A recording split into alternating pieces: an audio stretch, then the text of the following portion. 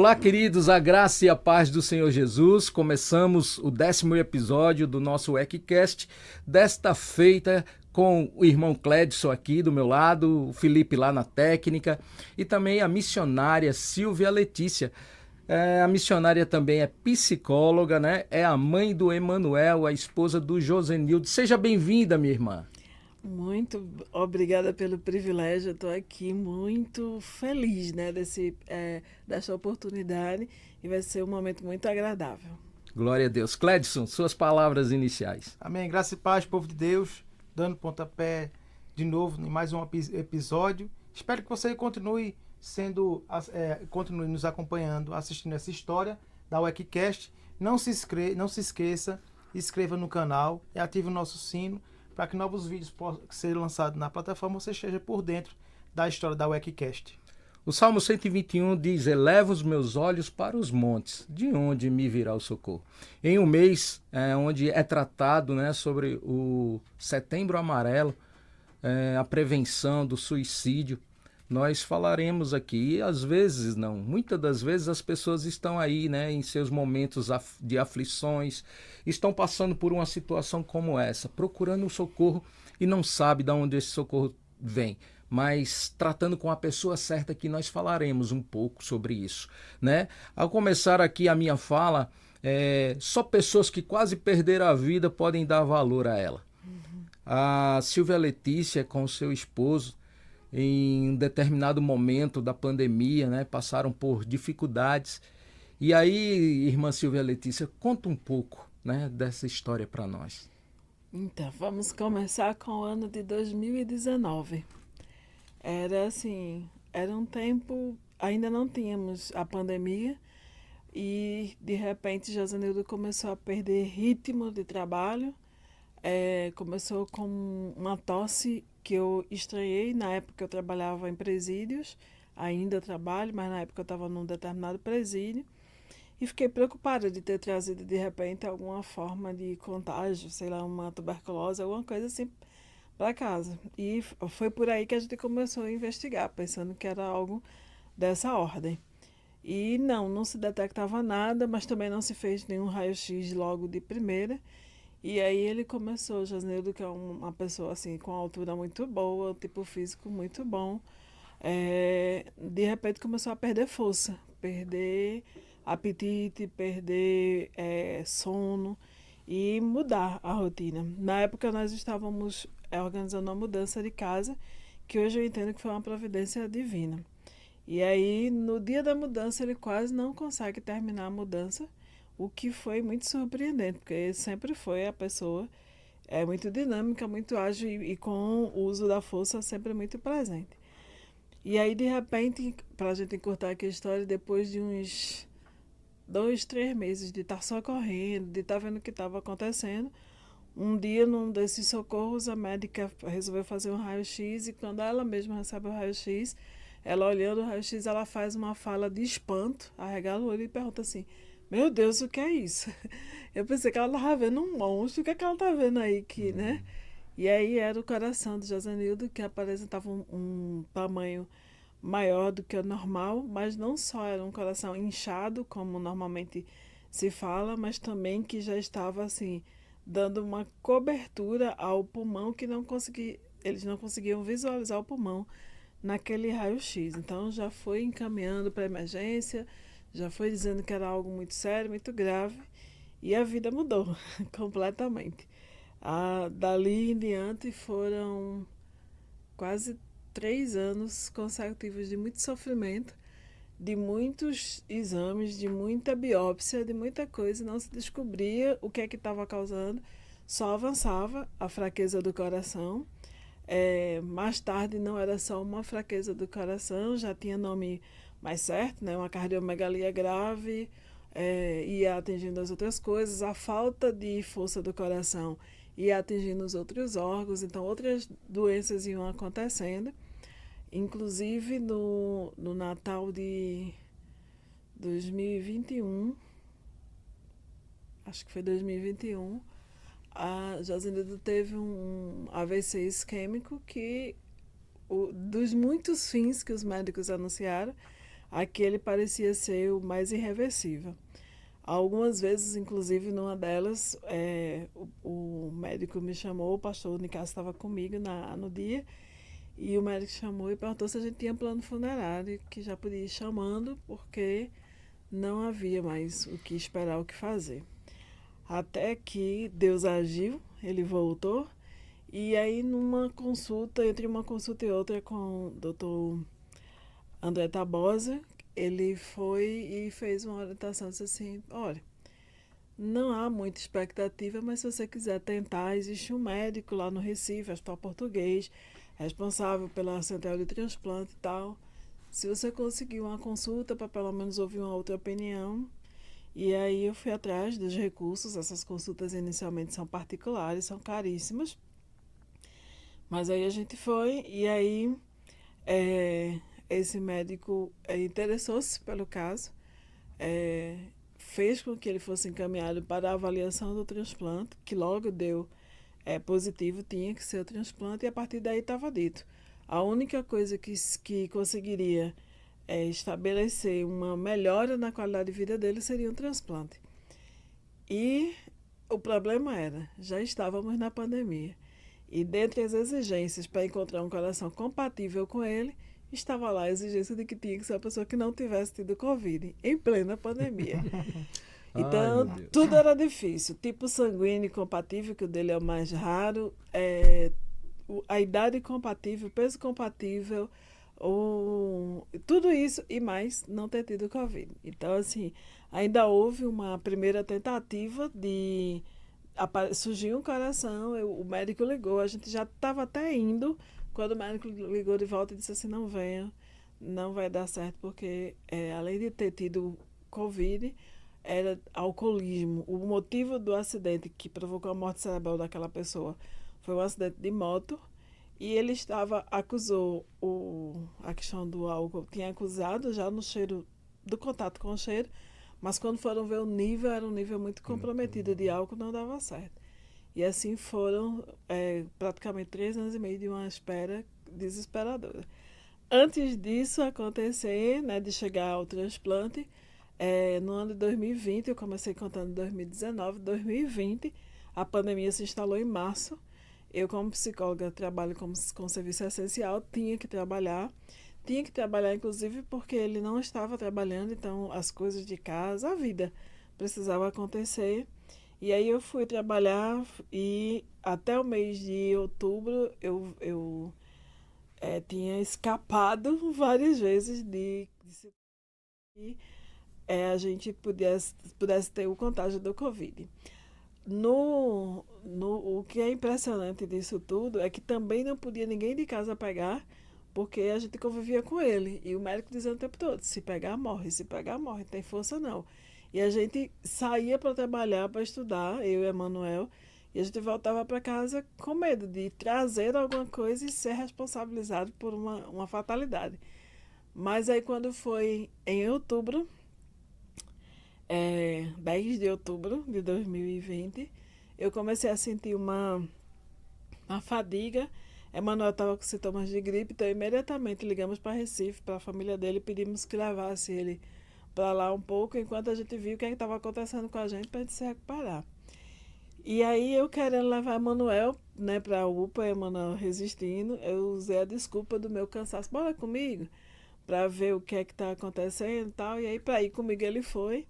Quando a gente chegou na porta da UPA, o vigilante lá, né, disse, não, só pode entrar uma pessoa por vez. Eu disse, mas os dois estão com sintomas, insistimos, por fim entramos. E aí eu fui na frente, quando fizeram a primeira aferição do oxímetro, e também da minha temperatura, já estava desaturando e também estava febril. E eles já foram dizendo assim, sala amarela. Eu disse, não, mas peraí, eu tô com o menino ali, tem que ver. Não, a gente vê ele depois. A senhora já precisa ir para a sala amarela e numa velocidade que eu não sei lhe dizer como foi aquilo.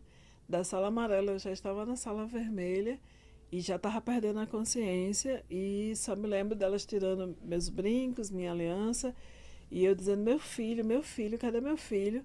Ele também ele tá com sintomas, eu preciso ver meu filho, porque o medo daquela época era início, sim. não tinha vacina, não tinha nada. E aí elas dizendo assim, não se preocupe, ele está com Covid, mas ele está melhor do que você. Então ele vai para casa e a gente vai monitorar ele em casa, mas você precisa ficar aqui no hospital. E já estavam botando coisinha de respiração e tal. E depois disso eu não lembro mais o que aconteceu naquela madrugada.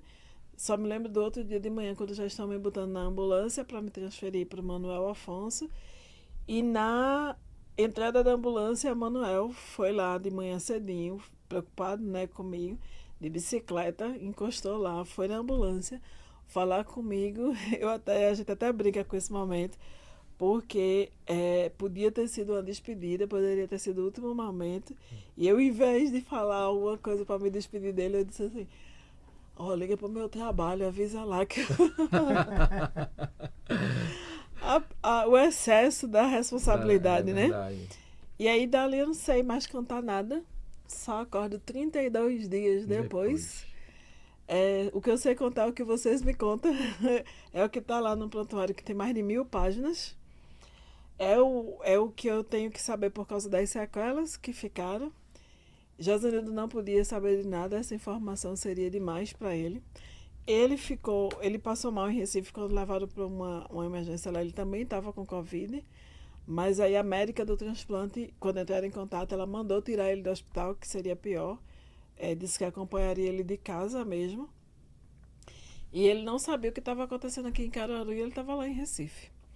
E aí, Emanuel foi socorrido pelo pastor da igreja, pelos irmãos da igreja, foi quem cuidou dele. Eu sou eternamente grata à minha igreja, e aí aqui eu já preciso dizer, né? A importância de você ter família, de você também pertencer a uma comunidade cristã.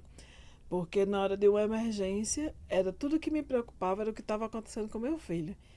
E durante os dias de coma, eu delirei muito, e um dos delírios mais persistentes mostrava a minha preocupação com o Emanuel, porque eu fui embora preocupada com ele, e os delírios ficavam lá o tempo todo querendo que alguém me desse informação, mas eu não conseguia comunicar, né?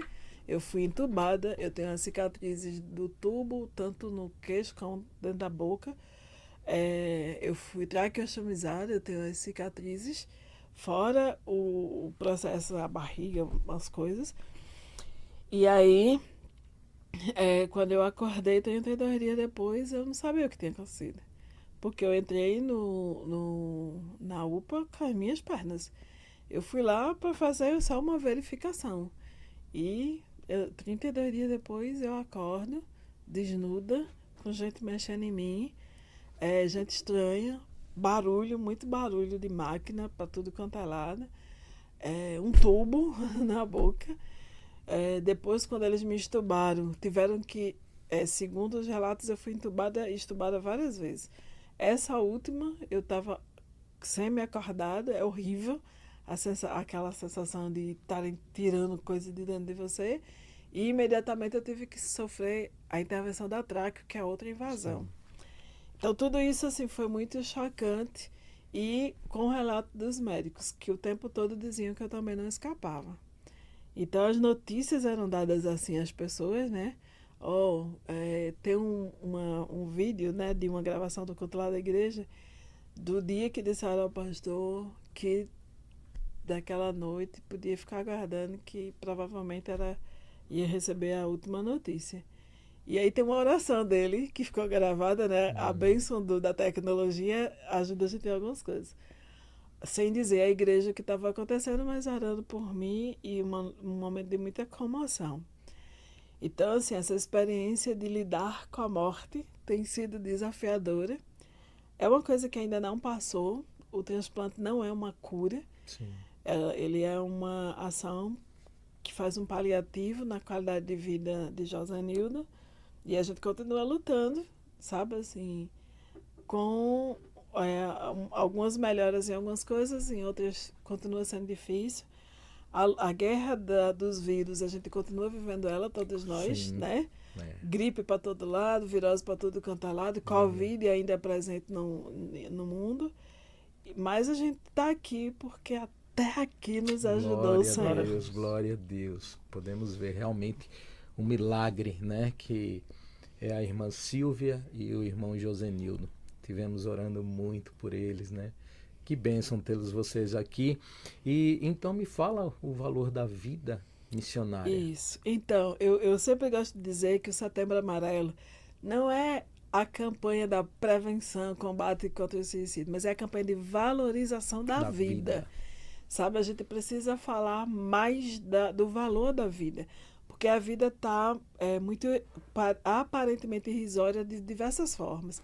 Mata-se por qualquer coisa, qualquer dificuldade entre vizinhos já vira um motivo para tirar a vida um do outro, o trânsito, as guerras. Então, assim, é como se a vida tivesse virado um valor de mercadoria para pagar dívidas, para resolver problemas e aí a gente está esquecendo que a vida tem um autor, que a vida tem um Senhor, sabe? Que nós somos um projeto muito bem elaborado por Deus, pelo Criador. E aí a gente precisa voltar a falar de algo que parece meio óbvio, mas que é extremamente necessário, que é o valor da vida. Cada vida, toda vida importa. E aí, aonde ela está, em que condição ela está, é uma questão circunstancial. O que interessa é que se o sujeito está vivo, tem ali um projeto de vida, tem uma frase do nosso pastor que é muito expressiva nisso: se Deus está vivo e eu estou vivo, tem um milagre para acontecer, algo está sendo planejado, e eu não posso decidir sobre a vida do outro aleatoriamente, mas também não posso fazer isso sobre a minha própria vida. E aí, o Setembro Amarelo é essa campanha de valorização da vida, prevenção e combate ao suicídio. Então, o suicídio é uma segunda parte que a gente também precisa dar ênfase, mas antes de dar ênfase a isso, eu preciso dizer para a pessoa por que ela precisa viver. E aí, a luta de uma pessoa para viver, ela é fantástica. E aí, eu volto lá, né, na minha experiência do Covid, eu não fiz nada. 32 dias, eu particularmente, intelectualmente, eu não fiz nada, eu não opinei nada, eu não vi nada acontecer, mas o meu corpo lutou para viver, porque o corpo da gente foi feito, gerado, para lutar pela vida. Se você for agora em qualquer maternidade, em qualquer hospital infantil, em qualquer UTI infantil, tem bebês lutando lá para viver, sabe? Gastando toda a forma de produção e metabolismo, o corpo, para que aquele corpo sobreviva e desenvolva para viver uma história. Então tem um propósito. A vida, ela tem uma força e ela precisa, como força criadora, deixar a história acontecer, para a gente entender o que é que Deus está fazendo, fez através da permissão daquela vida. A morte é fim. Morte não é descanso. As pessoas acham, a gente diz isso, sei lá, para tentar consolar as pessoas aí que lutou muito, a gente diz assim: descansou. Morte não é descanso. Morte é fim. Terminou, concluiu. Descanso é o que a gente precisa agora para não chegar ao extremo de uma exaustão que nos leve a achar que a morte é a solução para problemas que a gente não está conseguindo resolver sozinho. Então, quando a gente vai falar da campanha de prevenção, a gente diz assim: gente, olha, você precisa talvez parar um pouco. Talvez a pessoa precise de diversas formas de ajuda. Mas nessa vida estressante que nós vivemos, e todos nós vivemos ela, a gente precisa sair da escravidão do capitalismo, que tem que ter 200 empregos para dar conta porque tem que ter o celular. Não, sabe? Isso, a gente está tendo as coisas e essas coisas estão nos matando. Verdade. É justamente a senhora falando sobre isso aqui, veio à minha memória 32 dias, né, sem fazer nada, sem trabalhar. E aí a gente vê tantas pessoas correndo tanto, né, atrás das coisas, atrás do vento. E aí como é que dá um conselho a uma pessoa dessa? Porque às vezes não. O pensamento das pessoas é de se tornar frustrado por não conseguir um objetivo, né? Aí ela diz assim: mas eu não consegui a minha meta. E talvez ache que só ela possa ser capaz de fazer aquilo que ela está fazendo. Isso. E aí quando a gente cai numa situação como essa, que nós não temos o que fazer, como aconselhar uma pessoa dessa que está correndo tanto atrás e que um momento pode chegar em uma situação dessa, pode até não passar pelo fato da enfermidade, mas aí daqui a pouco está querendo colocar uma corda no pescoço porque não conseguiu atingir os objetivos objetivos que ela tanto buscava, né? Vamos... Antes de mais nada, é super importante a gente dizer que a gente não vai conseguir esgotar o assunto nesse verdade. webcast. A gente não vai conseguir, porque vai vir mil e uma coisas e a gente Verdade. vai ter que parar, né? Mas, assim, são inúmeras as dinâmicas que terminam estreitando o caminho para essas decisões. Mas, veja, duas coisas que eu me lembrei aqui agora. Num dos dias que eu fui socorrer Josanilda, eu tinha acabado de fazer a feira. Eu não tive tempo de guardar a feira. Eu tinha botado roupa na máquina para lavar, eu também não estendi a roupa. E quando eu voltei para casa, porque num desses dias a gente saía para socorrer e a central de vagas dizia: vai para Palmares, vai para Recife. Eu ia embora, só voltava para casa 2, 3 dias depois. Nem sempre voltei com ele, às vezes alguém ia lá me render e eu chegava em casa 2, 3 dias depois.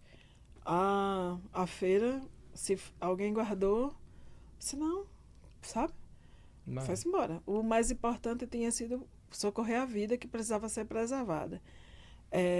Num desses momentos aí, inclusive o meu da Covid, eu tinha ido na feira aqui de Caruaru comprar coisas para fazer o Outubro Rosa da igreja, na escola dominical. E eu tinha comprado flores, eu tinha comprado uns bambolês, umas coisas, e ficou lá embaixo da escada. E quando eu voltei, 32 dias depois, já não era mais Outubro Rosa, já era Novembro Azul. Quando eu voltei, um dia lá, eu voltei sem andar, sem falar, eu precisei de muitos recursos para reabilitar. E quando eu voltei, num dia lá que eu estava em casa, olhando minhas coisas, aí eu disse: cadê as flores que eu comprei? Aí todo mundo: que flor? E ninguém sabia, que do jeito que quando eu cheguei, joguei lá ficou. Sim. Aí eu disse: teve Outubro Rosa. O pobre do irmão Cleide. Apertei tanto ele. Você não fez, você sabia, tal. E aí tava lá no pacote do mesmo jeito, sabe? Ninguém morreu por isso, ninguém... Mas, assim, a gente se estressa por causa das coisas, porque tem que ser. Não tem que ser. Vai ser, se estiver no plano de Deus. Aí Deus faz todas as coisas cooperarem para acontecer. Mas o meu esforço sozinho não vai resolver. Então, a gente está precisando retomar a vida simples, sabe? A vida de quem confia em Deus e sabe que todas as coisas vão obedecer ao curso da sua voz, da sua ordem. Essa vida conectada e materializada que a gente está levando, ela está estrangulando a gente aos extremos. E o que é que está acontecendo? Nós estamos ficando mais propensos ao adoecimento. Tanto o adoecimento físico mais corriqueiro, como as gripes, como, sei lá, coisas mais corriqueiras, como os que põem a vida em risco. Desde os tumores, câncer, depressão, suicídio, vem na lista. E aí, essa rotina toda, você vai encontrar lá na lista uma série de características que a gente já poderia chamar atenção do perfil das pessoas que cometeram suicídio. E você vai ficar espantado, porque você vai encontrar muita gente muito estudada, inclusive até gente que estava bem-sucedida. Você vai encontrar gente que tinha lá um perfil de bem-sucedido. Você não vai encontrar só pessoas desempregadas, pessoas adoecidas, não. Inclusive, é o menor índice. Os maiores índices tá lá num outro perfil. Os números mundiais já falam de 800 mil, 700 mil, 800 mil pessoas cometendo suicídio ao ano. É muita gente. Dá uma média de 1.500 pessoas ali ao dia. No Brasil, a gente já contabiliza coisa de 100 pessoas morreram hoje, uma foi suicídio. Aí você diz: uma primeiro, eu quero dizer de novo. Uma vida importa. Toda vida importa. E aí, os outros casos, morreu gente de AIDS, morreu gente de tumor, morreu gente atropelada, morreu gente de morte morrida, de morte matada, e ela própria tirou a vida dela. Então, isso é muito sério. E aí, quando a gente faz isso mundialmente, a gente já se assusta. Quando a gente olha para o Brasil e olha para esse número, a gente já se assusta de novo. Mas nós estamos em Caruaru, que em 2015 bateu um recorde assustador. Aquela ponte que foi alvo agora de um projeto de deputado teve que ser toda gradeada, que faz a conexão Caruaru-Gravatá, teve que ser toda gradeada, porque ficou um negócio histórico, escandaloso, os números ali. Mas aqui na cidade, números também nos assustaram. E aí, não é só o que aconteceu com a pessoa. Quem toma uma decisão como essa, deixa pelo menos num raio imediato ali de relacionamento 60 pessoas afetadas. 60 pessoas afetadas não é 60 pessoas tristes, não. São 60 pessoas, assim, tendentes a fazer a mesma coisa. E aí a gente precisa, pelo menos, trazer duas coisas aqui para fazer uma diferença e uma prevenção. Primeiro, tristeza não é depressão. Tristeza é tristeza. É tristeza. E tristeza é legítimo. Nós precisamos deixar essa... Eu vou chamar de malvadeza, para ser boazinha. Essa malvadeza que a gente tem de dizer para as pessoas, não fique triste, não. Se você está triste, é legítimo. Mostra. Sabe? Deixa a pessoa sentir. Inclusive, a pessoa precisa trazer aqui para fora a tristeza. Tristeza não é para ficar sendo curtido dentro da gente, não. É para trazer para fora. O próprio Deus deu um recurso para a tristeza vir para fora. As lágrimas. As lágrimas são um recurso da alma para esvaziar a tristeza de dentro da gente. É para vir aqui para fora. E eu tenho dito, gente, ó, vamos varrer um quintal, vamos lavar roupa, vamos pintar uma casa, vamos... fazer uma caminhada, uma corrida, uma atividade física. Faz alguma coisa quando você estiver triste, escuta uma música, sabe? Assim, chora, provoca mesmo, assim. Traz isso para o lado de fora, porque a tristeza não é para guardar. Tristeza não é recurso monetário para você estar guardando. Tristeza precisa vir aqui para o lado de fora, porque se ela ficar guardada dentro de você, ela vai começar ali a adoecer. Ela vai se alojar em algum lugar. E esse alojamento que ela vai fazer vai abrir caminho para se instalar uma doença. Que doença? Dentre elas, a depressão. E aí a depressão, sim, é uma doença. Porque o nome já está dizendo, ó, deprimiu, botou para baixo. E é uma mão forte, é uma força que segura você aqui embaixo. E mesmo que você queira muito, não adianta ninguém ficar aqui do lado de fora dizendo, reaja, reaja. A pessoa não vai conseguir, porque ela não tem realmente força. E aí é aqui um segredo. Ninguém deprimido se suicida, não. Porque não tem força. O problema é, quando essa pessoa melhorar, que ela reagir, para ela não voltar mais àquele estágio, porque ela já sabe como é ruim vivenciar aquilo. Aí o que é que ela faz? Não quero mais isso. Não aguento mais e não vejo soluções. Não se acha acolhida, não se acha... Aí ela vai lá e dá cabo da própria vida. Interessante. É quando ela melhora. Quando melhora. Aí eu tenho um exemplo bíblico para chamar a atenção aqui. Sabe Saul? Lembra de que ele tinha lá umas crises dele, era possuído por um momento lá dele que é demoníaco, sabe? E aí alguém um dia, um dos homens dele, né? Soldados, disseram assim, eu conheço um rapaz que toca uma harpa e é muito bom. Deixa eu trazer ele aqui para tocar para o senhor, você vai melhorar. Eles acreditavam no poder da música. A música tem um poder terapêutico realmente muito bom. E aí foram buscar esse rapaz, era Davi. E Davi tocou a harpa. E o que é que aconteceu com Saul? Melhorou. Aí voltou a fazer as coisas lá. Voltou a vida dele, ok. Daqui a pouco de novo. Aí chama quem? Davi. Chama Davi de novo. Aí Davi tocou e o que é que aconteceu com Saul? Melhorou. De novo, né? Mas daqui a pouco... Aí ele disse, não, traz esse jovem para morar aqui, pronto. Não deixa mais ele ir embora, não. Agora ele vai ficar morando aqui. Aí Davi tocava muito e Saul foi melhorando. Mas o que é que aconteceu? Saul nunca realmente tratou o que é que acontecia com ele. Ele só melhorava. E esse é o problema da gente. A gente, quando está com um problema, diz, não, daqui a pouco eu melhoro. Mas você já foi procurar realmente ver o que é que está promovendo isso direto? Não, é só tomar um chazinho que eu melhoro.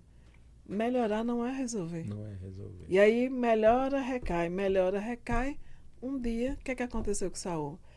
Vendo que os problemas dele se avolumaram numa guerra, inclusive os filhos dele foram mortos. Ele tinha que ir para a guerra agora, ele não podia mais mandar ninguém, era ele mesmo que tinha que enfrentar os inimigos. Quando ele se viu, recebeu a notícia, ó, mataram inclusive teus filhos, morreu, nosso exército foi muito prejudicado. Ele olhou para o homem de guerra que estava com ele e disse assim, enfia só a espada em mim, não aguento mais não, quero morrer. Aí o soldado disse, não, jamais vou fazer isso, de jeito nenhum. O que foi que Saul fez? Tomou a espada do próprio soldado e lançou-se contra. Suicidou. Verdade. Porque ele só melhorou. porque ele não cuidou da raiz do problema. Fica aqui a dica, né? Não só melhora, procura a raiz do problema. O problema foi feito para a gente resolver e deu para a gente melhorar. Não é para tomar chazinho, não é para tomar o comprimido que o outro toma, deu certo pro outro. Dá aí um comprimido daquele que tu tá tomando para eu ver como é que faz. Não, sabe? A gente tem que buscar ajuda e a gente precisa ir na raiz do problema. Para que a gente não só melhore, mas que a gente realmente seja curado, transformado.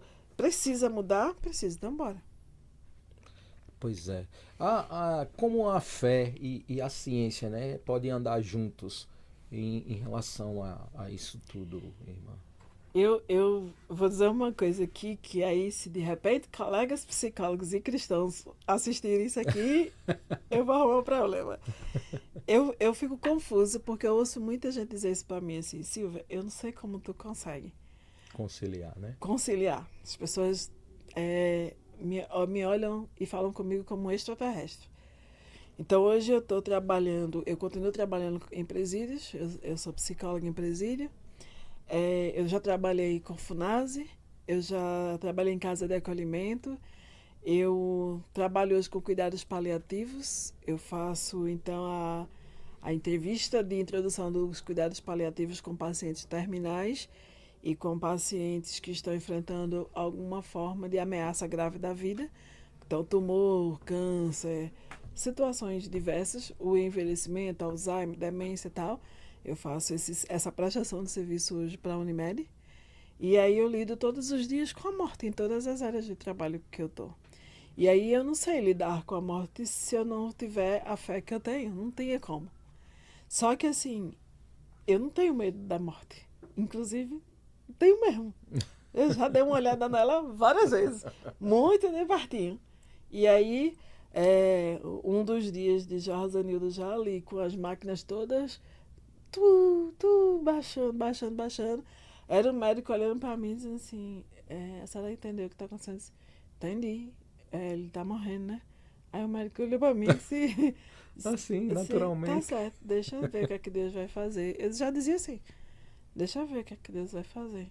E aí depois o médico voltar e dizer, olha, ele reagiu. Eu disse, tá certo. A vontade era assim, eu só não disse que ele estava morrendo. A morte é um fato. Nasceu o bebê agora, ele já sabe, um dia ele vai morrer. Eles não sabiam o dia que ele ia nascer, agora a gente já sabe, nasceu tal dia. Agora a gente vai descobrir o dia que ele vai morrer. Entre esse intervalo do nascimento e da morte, tem a vida. E é bem grande esse intervalo, espero, né, que seja para a maioria das pessoas. Então, assim, a gente precisa aprender a viver, porque a morte é certa. E quando ela chega, se eu estiver doente ou se eu estiver bom, se for a hora, eu vou.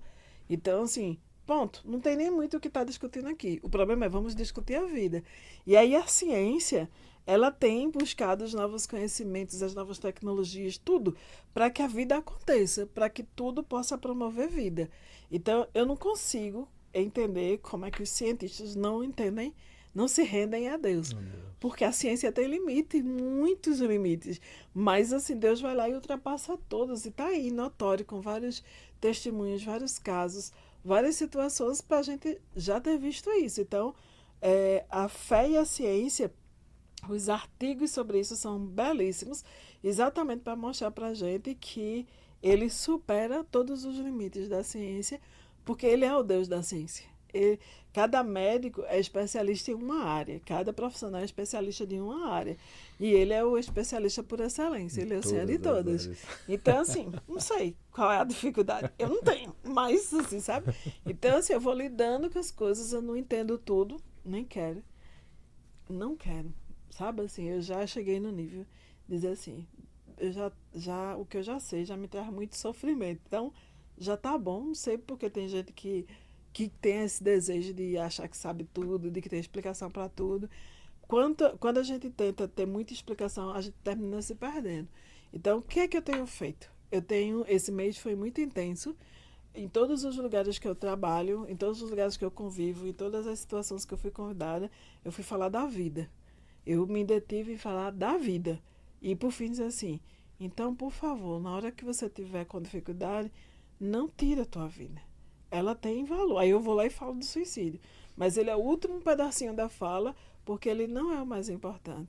Mas todas as casas onde eu passei para fazer os meus atendimentos, todas as pessoas que eu tive acesso, agora, no mês de junho, uma senhora, muito conhecida esse caso aqui em Caruaru, vou até evitar citar muitos nomes, mas num desespero dela, com a filhinha de 11, 12 anos em casa, deu uma carreira no banheiro com a peixeira e acertou do umbigo para dentro. Meu. Eu acho. Primeiro eu vou dizer que suicídio não é um ato covarde, não, porque precisa de muita coragem, sabe? Para fazer um negócio desse. As estatísticas trazem tantos dados, inclusive sobre o arrependimento. Enforcamento é o modo mais fácil de a gente perceber se houve arrependimento ou não, porque a pessoa vai com a mesma força que a corda está apertando, a pessoa vai com as mãos tentar tirar, e aí ela se arranha, ela se machuca, porque ela também exerceu a última dose de força dela tentando parar o ato. E aí uma das muitas coisas que os especialistas trazem para a gente avaliar o que é que aconteceu. As cartas que às vezes as pessoas deixam também mostram para a gente que tem uma história sendo contada. É que a gente não prestou atenção. Então, assim, o que é muito importante? Primeiro, gente, cansaço físico, a gente descansa, a gente precisa de pausa. Pausa, intervalo, folga, férias, feriado, precisam ser respeitados. As pessoas precisam de descanso físico, emocional, espiritual. Ninguém aguenta sofrer a vida toda, sabe? Então, assim, o próprio Deus é misericordioso. Ele sabe disso, sabe da nossa estrutura. Então, ele não permite um negócio desse. Então, vai passar, sabe? Você que está sofrendo alguma coisa, mesmo que dure, vai passar, vai ter um alívio, vai ter uma resposta. Você precisa acreditar nisso e buscar isso para que você busque esse alívio para a sua alma e você entenda que isso vai passar. E aí a gente precisa dar descanso, dar pausa, a gente precisa dormir, a gente precisa esticar os pés um pouquinho, a gente precisa se espreguiçar para poder recobrar as forças e continuar. Porque o cansaço, ele termina gerando um discurso. A pessoa começa a dizer: tô cansada, essa vida não tem mais graça não, não sei mais, não tem mais prazer. Coisas que a pessoa fazia, que ela gostava muito, você começa a ver que ela não faz mais. Opa, tem alguma coisa errada. Ué, o que está acontecendo? Que você não quer mais fazer isso, não quer mais ir tal canto, não tá... Tem um cansaço que está se instalando. Então, é uma tragédia anunciada. Sim, suicídio é uma tragédia anunciada. E acreditem, eu vou ser dura agora com essa fala, mas acreditem. Eu, pelo menos, evitei muito durante esse mês botar a frase assim: você não está só. Eu só coloquei em uma das literaturas da escola dominical porque alguém me pediu. Mas eu não queria botar, não. Por quê? Porque, na verdade, às vezes a gente pede ajuda e nem sempre recebe ajuda. Humanamente falando. As pessoas pedem, sim, ajuda. E nem sempre recebe. Eu não estou botando culpa nas costas de ninguém, não. Porque, às vezes, não dá mesmo para ajudar. E aí o outro que não recebeu ajuda, ele vai ter que tomar decisões, ele vai ter que dar algum rumo à vida dele. E aí, de repente, eu peço ajuda a você. Eu já pedi ajuda a você, Marcos. Aí você foi lá e me ajudou. Naquele dia, renova-se as esperanças, a força, porque eu recebi a sua ajuda. Aí, dá uma renovada. Então, eu tenho vontade de pedir de novo ajuda a você ou a outra pessoa, porque eu tive um sim, e o sim me metabolizou e eu consegui. Mas o não É complicado. é ruim.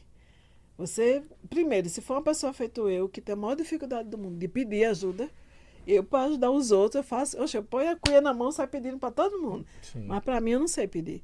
Então, se eu pedir, é porque realmente... Tá Aí já pensou, eu pedi, venci todas as minhas vergonhas, todos os meus medos, todas as minhas...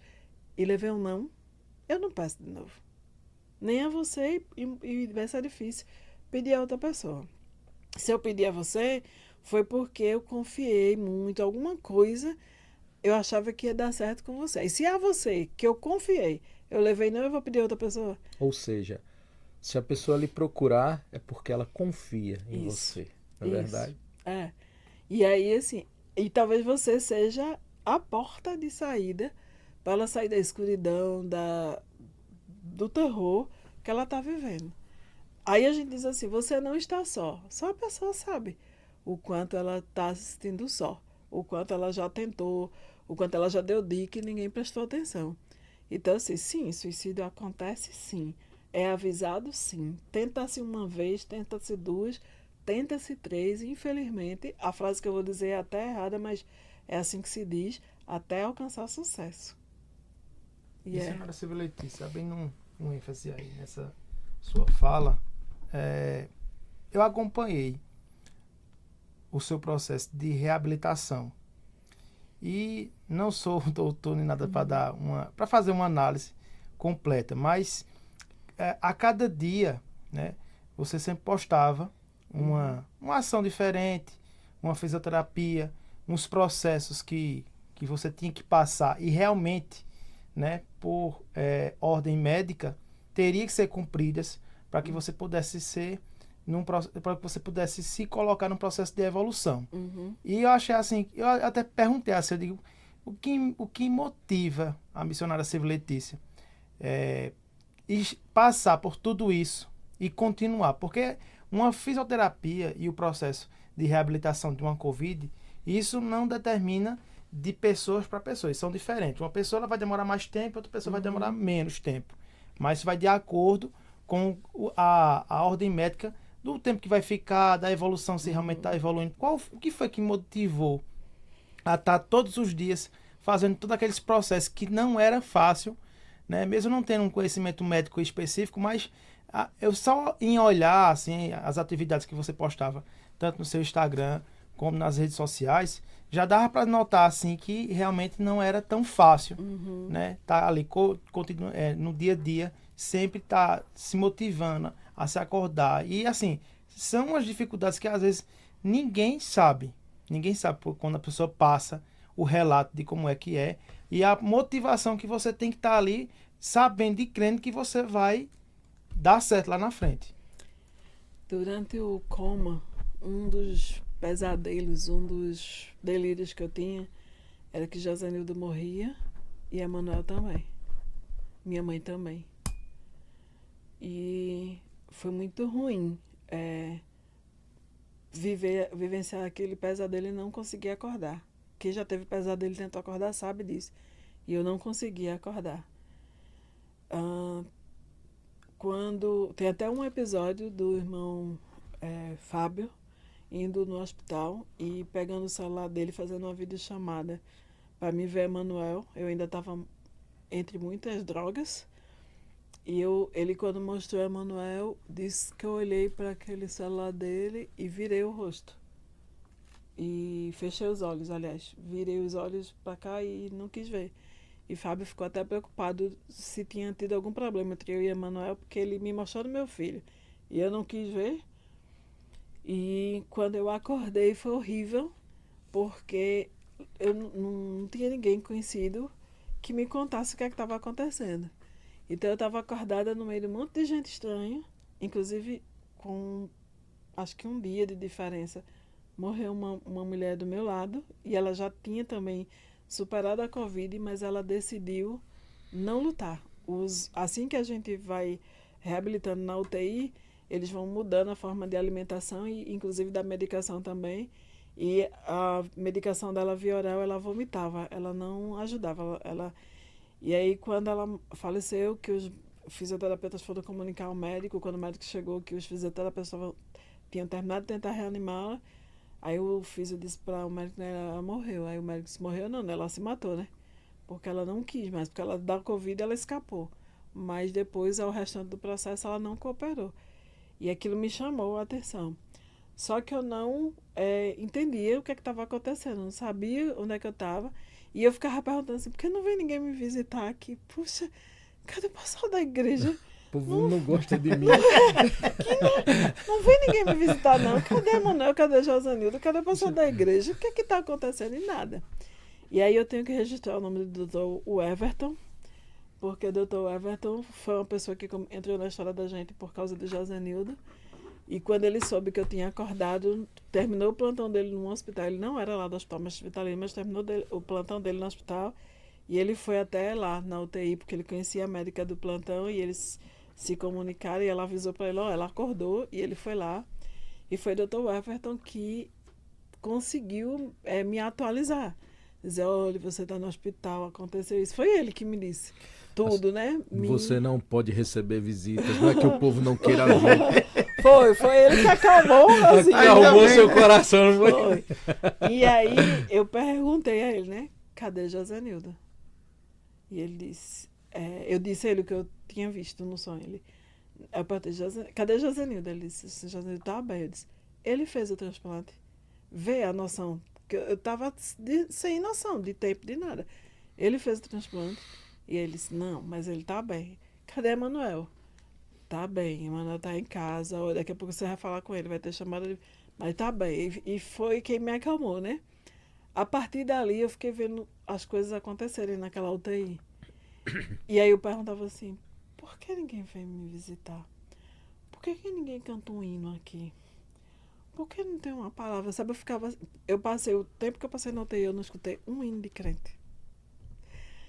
Eu assisti missa, eu assisti show, eu assisti um monte de coisa que a televisão lá encrencava, às vezes empancava, e ficava repetindo uma programação só. Sim. A televisão da UTI, mas eu não ouvi a palavra de Deus, eu não ouvi, aquilo estava já me dando desespero. Foi quando eu fui para enfermaria, que um dia lá uma enfermeira entrou, assim, bocejando um hino. E eu briguei muito com Deus, sabe, assim, eu não conseguia, eu na enfermaria, o pessoal trazia a refeição, botava aqui de lado, e chegava quentinho, esfriava, quando eles voltavam recolhendo, eles levavam de volta a minha comida, porque eu não me mexia, eu não comia.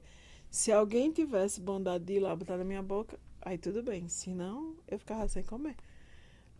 Depois foi que um acompanhante ou outro de outros pacientes, de vez em quando, alguém ia lá e me dava comida.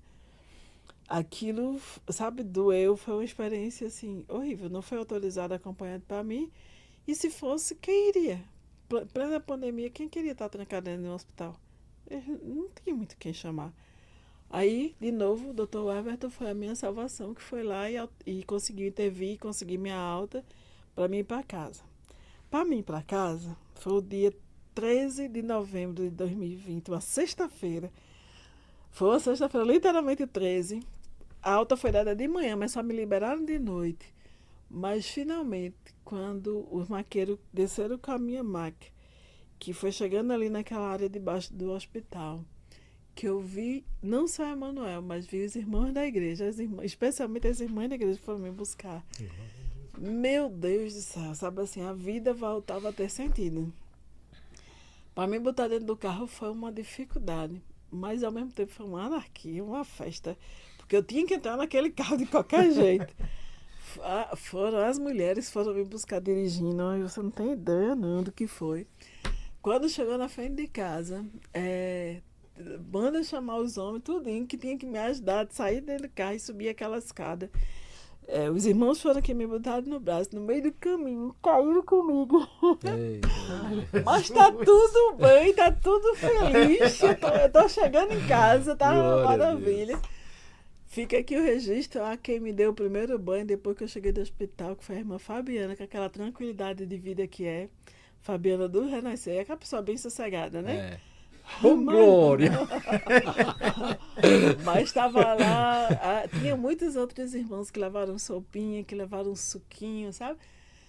Quando todo mundo foi embora, minha mãe estava chegando, porque aí a notícia chegou, né? Então minha mãe e meu irmão foram também, mas vinham de Recife, até que chegasse ficou sozinho, eu e Emanuel. E aí o que aconteceu? Eu sujei a fralda. E aí meu filho, eu só tenho um. Eu troquei as fraldas dele e estava tudo certo. Mas ele, nós estamos em 2024. Vão fazer 3 anos disso que eu estou dizendo. Não faz muito tempo não, minha gente. Há 3 anos atrás, meu filho trocou minha fralda. Aquilo não é um orgulho, não é soberba. Mas é o orgulho da preservação. Não era a ordem certa das coisas. Foi muito ruim. Muito ruim. E aí eu disse, não vou ficar assim não posso não. na alta o médico disse, eu tomei uma dose muito forte de neurobloqueador. E a previsão era você voltar a andar daqui a uns 8 meses. Eu andei com 15 dias. 15 dias. E com muita dificuldade eu continuo andando. O meu lado direito hoje é todo fragilizado. Eu levo quedas que você não tem ideia, que essa parte a gente não conta. Eu levo quedas. É um segredo. Não conta pra Já ninguém. não era mais, né? Já não é mais, né? Já não é. Eu já caí 2 Era, vezes agora não da é mais, escada na minha casa. Já passei de quebrar a outra perna, porque a perna direita perde a força, eu caí por cima da perna esquerda. Eu tinha que socorrer Josanildo, eu tinha que levantar ele. Se eu tivesse com a Manuel, maravilha. Se eu tivesse só, de onde vinha essa força, eu vou dizer o quê? Eu tenho que dizer que veio de Deus. Não tem outra coisa para dizer, né? É. E aí, de onde vinha essa vontade de viver? Da missão que eu tenho. Eu tenho consciência que eu tenho uma missão. Eu tenho uma missão com a minha família. Eu tenho uma missão com os irmãos da minha igreja, que tem uma missão comigo. Mostraram isso, foram lá, ajudaram, socorreram, vibraram. Tanto é que quando eu voltei a andar, quando eu me senti mais forte, porque eu disse, pra igreja, bora, consideração, que eu quero aparecer no consideração, pro povo me ver andando, carregada. Um segura do lado, segura do lado, eu vou lá em cima. Eu vou subir, vou lá anotar, dizer aos irmãos que eu estou de volta. Glória a Deus. E aí, eu estou de volta porque na minha formatura do seminário, a gente escolhe um versículo para a turma, né?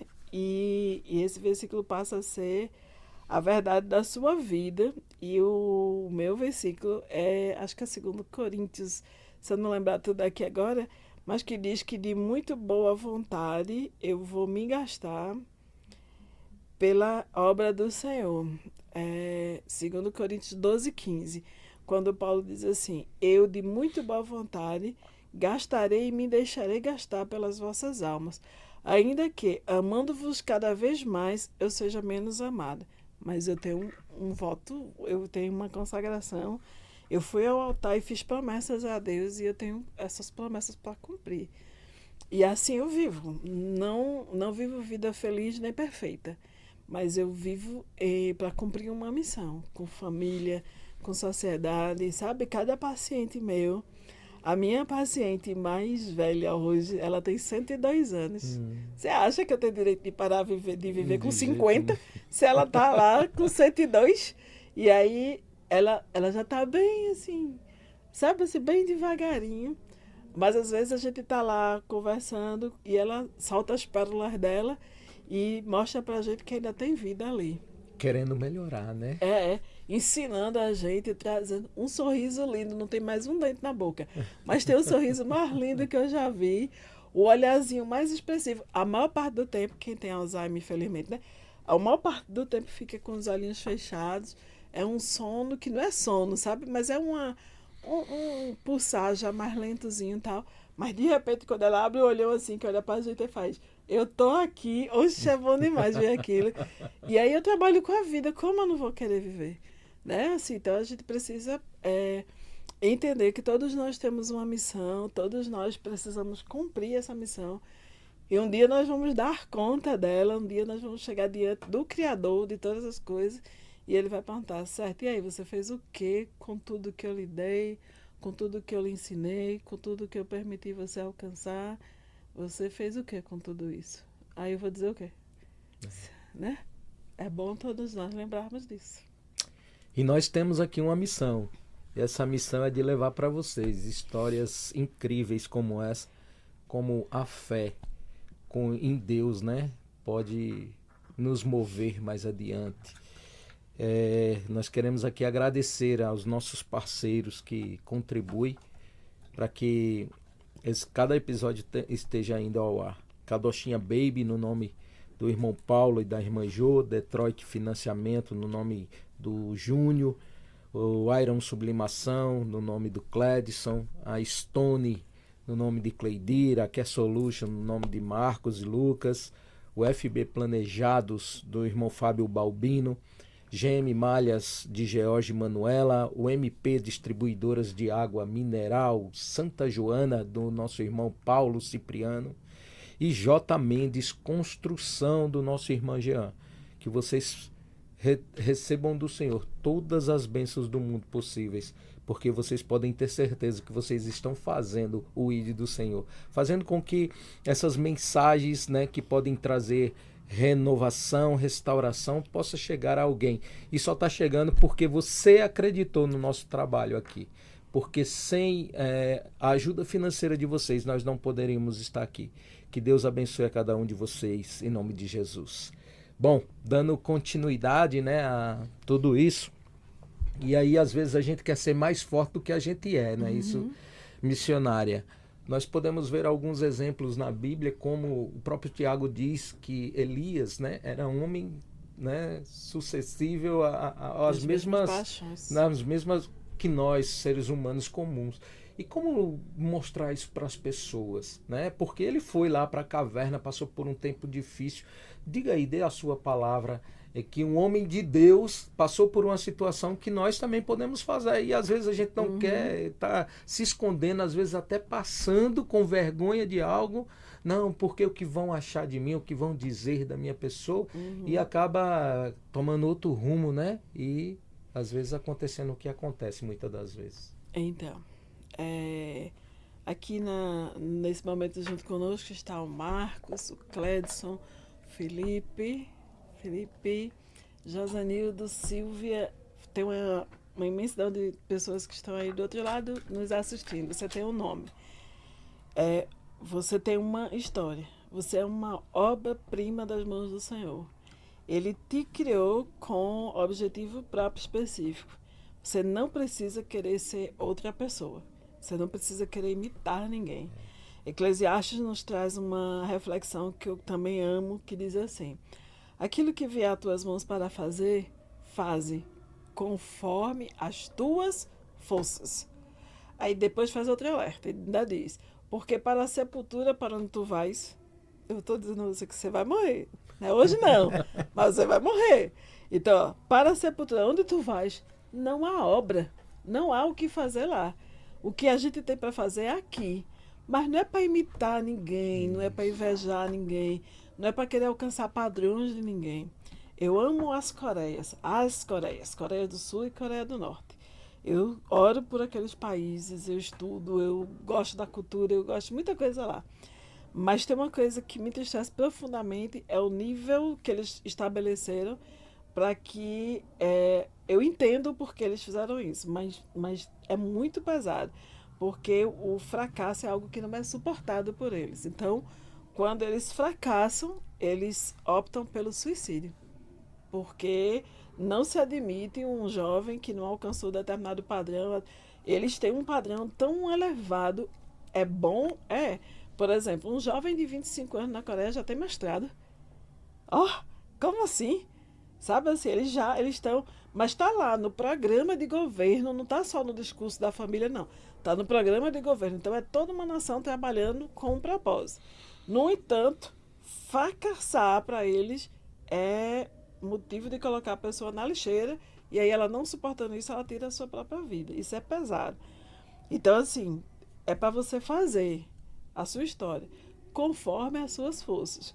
Não queira ser Silvia, não queira ser Marcos. Eu jamais conseguiria dirigir o departamento de homem com a excelência que ele dirige. Então, eu só posso admirar, eu posso me inspirar, mas eu não posso querer ser ele. Eu não posso querer nem sequer a ousadia de querer o lugar dele, porque chegando lá eu vou fracassar. Porque eu não fui escolhida para isso, então eu não vou fazer bem o que eu não fui escolhida para ser. E aí Deus capacita cada pessoa. Quando eu me converti, eu cheguei na igreja assim, com muita força e empolgação, eu queria cantar, minha gente. Tá bom, não ri dos meus Não, mas aí eu quero agora uma palhinha, né? Pra gente ver se o negócio é tão... né? Ela tá dizendo que Quem sabe, né? Não, Quem sabe não, mais uma cantora. quem sabe faz ao vivo. vai perder o podcast. Não. Eu queria cantar. Eu achava bonita as meninas que cantavam, sabe? Disse, pronto, agora que eu vou me converter, vou fazer igualzinho, vou cantar. Deixa eu falar essa parte, foi um fracasso. Mas assim, e aí inclusive eu perdi a voz. São incontáveis as vezes que eu fiquei sem voz porque eu me meti a cantar. A corda vocal não aguentava, logo perdia. Porque eu não fui chamada para cantar. Só nos corais do banco, não é nem nos corais do banco. Porque eu fui chamada para uma outra área. Eu gosto da área de ensino. Sabe, com qualquer coisa eu invento uma aula. Mas isso é meu? Não, dom. E o dom é de quem? De De Deus. Deus. Mas o Espírito Santo teve prazer em botar em quem? Em mim. Aí eu tenho que alegrar o Espírito Santo, porque ele se alegrou em botar esse dom em mim. Aí eu vou enterrar meu dom, eu vou entristecer ele. Então, para alegrar ele, para ele continuar feliz, eu preciso exercitar o que ele me deu. Então, assim, com qualquer coisa, você não tem ideia, não. Eu fico sentadinha ali. Eu já fico imaginando, eita, eu vou fazer isso. Se eu sentar na rua, no meio da rua, assim, eu fico procurando o que é que tem no lixo para usar, sabe, para inventar uma coisa. E dá certo, porque, assim, existe uma habilidade própria dada por Deus para isso. E isso não me cansa, sabe? E aí não me. Muito pelo contrário, quando está executado, que eu vejo que deu certo, que ele dá um renovo, uma alegria, né? Muito bem. Agora, manda eu fazer uma coisa que eu não tenho uma habilidade, eu vou me cansar. Porque eu vou ter que fazer um esforço, sabe? Diferenciado para poder conseguir um certo êxito. Então, assim, esse desgaste, às vezes, que as pessoas se submetem, tem essa parte do homem natural, mas também, às vezes, tem a gente querer se meter a fazer o que não é a nossa competência. Então, é super importante aprender a dizer não. Não, isso eu não sei, isso eu não faço. Se tiver que começar um culto, não tiver ninguém para cantar um hino, a primeira coisa que eu vou tirar da minha frente é o microfone. Eu vou dizer, bora, irmão, mas tira o microfone. Aqui. Aí quando eu começar a cantar, que a igreja cantar, eu já parei. Eu fico só aqui, ó. Só regindo, né? Igual maestro. Porque, não vou fazer isso, porque eu vou perder a voz, né? Porque eu vou estar me gastando numa coisa que eu não fui chamada para fazer. Então a gente precisa ver isso. Voltando lá em Elias. Então, Elias tinha um chamado, sim. Era grande, o desafio era enorme. E aí ele teve a ousadia de alcançar a palavra ali diante do rei. Mas ele também era homem, ele teve também medo. E o que é que Deus fez com o medo dele? Deus jogou ele fora? Chamou ele de covarde? Não. Deus cuidou dele, deu um tempo a ele. Deu água, deu descanso, deu comida, mas também animou. Bora, levanta que tu tem o que fazer, tem mais coisa para fazer. Ainda tem borracha para queimar. Pois é, então vem para cá, porque Deus não joga ninguém fora. Por que a gente joga? Por que será que a gente joga?